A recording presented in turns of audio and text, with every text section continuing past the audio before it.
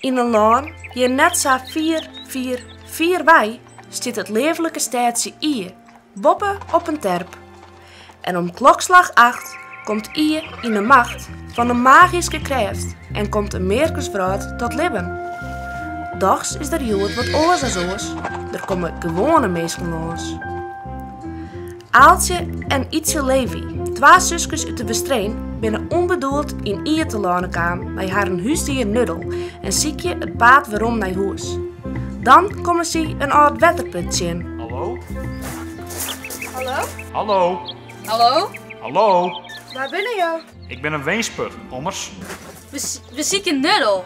En het paard naar huis. Naar huis, dat ken ze maar net. Je maakt het nog even uitzongen. Want zo'n 8, 9, 14, 15 en 16 juli. Waarom?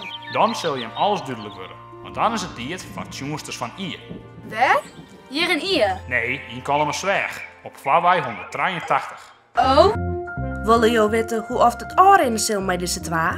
Reserveer je dan jouw kaarten via www.maskeradetheater.nl of skil je mij 06 20 10 27 01 en tune in op Tunesters van Ie.